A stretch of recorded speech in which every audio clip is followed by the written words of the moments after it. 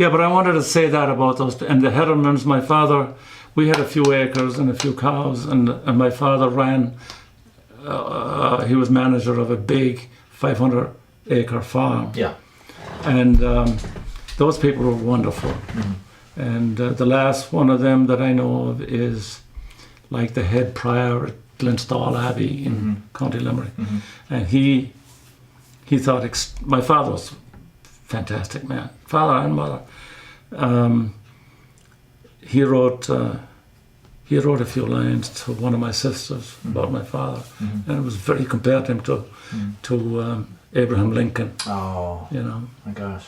Yeah, but he was unusual, unusual person. Thank God we had him. In what way was he unusual? Well, he was very intelligent.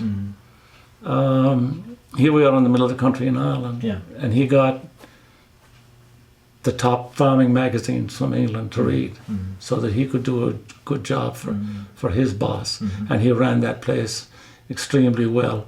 He was how much education? soft-spoken. Yeah, probably 14 years old. Yeah. Went to work on the farm at 14, probably. Yeah.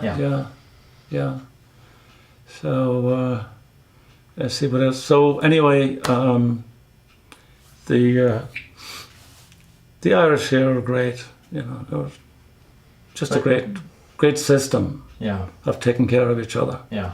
So you arrived, and you didn't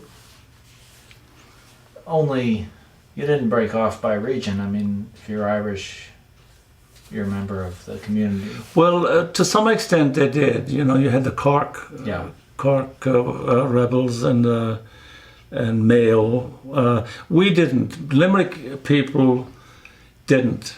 Well, there weren't many of us here to begin with, so we had to side with one of the others.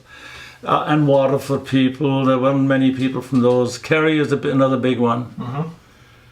But I wasn't conscious of much of that. I knew they had their big affairs. Yeah. You know, and I wouldn't have thought of going there. Yeah. By the way, when you were living in San Francisco, you lived in Noe Valley? I bought my first house in Noe Valley. I lived with my sister first. Actually, it was Noe Valley. Yeah. Well, it was Sanchez Street near St. Paul's Church. And then they bought a 2-unit in Noe Valley. I didn't move there, but I bought my first house. It's amazing. I came here at the end of '58, and I bought my first house, I think, about 1960. I can't believe it. But property, I think it was $8,000 or $9,000. And where was that house? It's on the corner of 24th and Diamond. Oh, I see. And it's on the northwest corner, I guess you'd call it. So you're half a block from St. Philip's. Yeah, exactly. So we went to church there. And I didn't have enough money to buy it myself, so I asked a friend of mine, Dick Walsh. He's from Waterford, and if you've spoken to him, he'd be a good one to talk to too. So Dick and I bought the place together and decided to turn it into 2 units.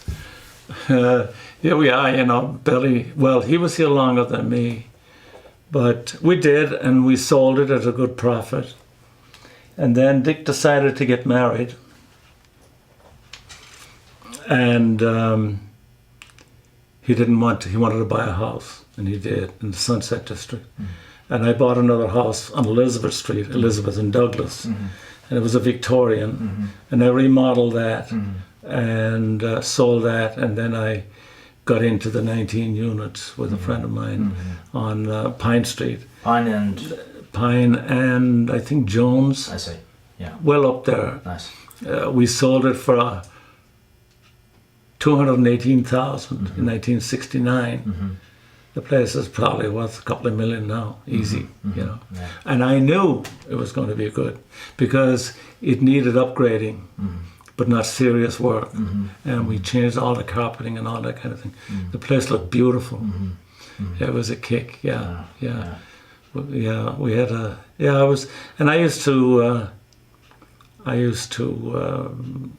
I dated a girl who was a model at Ransohoff. It was, I think, mostly women's clothes, I guess, in Maiden Lane, or Union Square, right there, in Maiden Lane.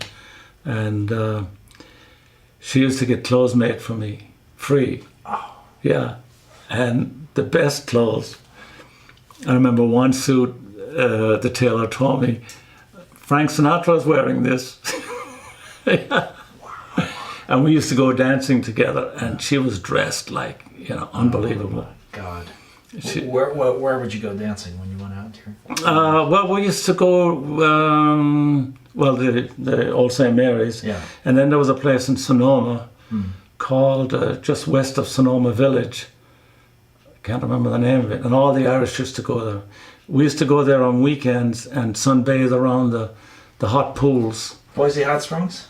Boise Hot Springs, but the dancing place wasn't there. I see. And so we used to go there dancing, and it was a good, come back driving, totally exhausted. Yeah. And I was sticking my head out the window, trying to stay awake. Oh. I had a real sexy car. Yeah. Yeah.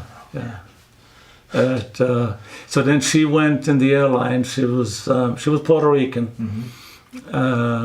And there was a lot of discrimination then, The average person probably wouldn't have gone out with her, but she was a beautiful girl. I took a Spanish class, and that's where I met her, because she wanted to learn her native language. Wonderful person. Yeah.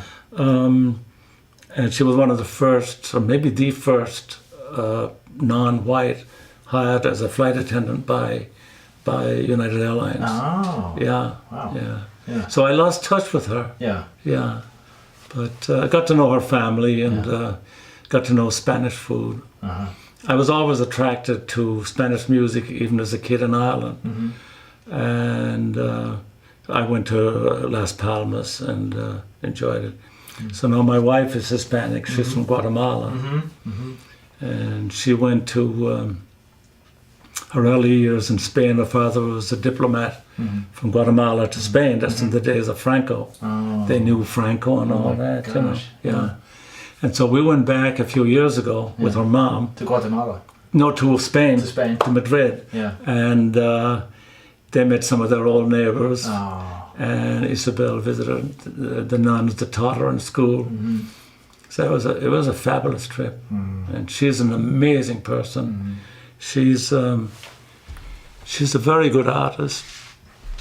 This is her hair, and I didn't take very good pictures of her works, but yeah. And they're at the gallery in San Rafael on 4th Street. Oh. Yeah. She's got 5 paintings there. Take a look at the others. They come out better. And they're large paintings. They're like 36 by 24. How's your Spanish, by the way? Lousy. I should have learned it by now. I know a few things. Like mopera la flora. Mopera la flora? Yeah, mop the floor. Oh. Those are important. Yeah. I'm sure you hear that a lot. But we've traveled a lot since we got married here in 1965 in the backyard. And my niece, the fire chief, performed the ceremony. Yeah, well, it was a wonderful day. And we've traveled a lot, been to Italy 3 or 4 times, Spain twice, France a number of times. Yeah, so it's been really great. It's been a lot of fun. That's very nice. She's got a great sense of humor as well. It's really great. So I don't know, I'll probably think of a lot of things that I didn't think of. Well, that's, you know, we can follow up with you later. And, if I think of anything of substance. Yeah. My time in London was great. I had a roommate, Tom Freeman. He was from Thurles. Yeah. And he was a Gilbert and Sullivan fanatic. So he knew he could whistle every Gilbert and Sullivan operetta, including the overtures. Wow. Yeah. Wow. He was quite a guy, and we had a lot of fun together. Oh yeah. So, well, I think that's a good length. I want to thank you very much. You're welcome. For sharing your stories you're with welcome. us. And obviously, I love to talk. that's good. You never have that problem with Irish people. So I want to thank you again, and Oh, I you're guess this welcome. concludes our interview. This is a today. picture of me in Thank my you. younger days here. Oh yeah, we want to. And my sister Lily lives in Cork. This is myself and my father.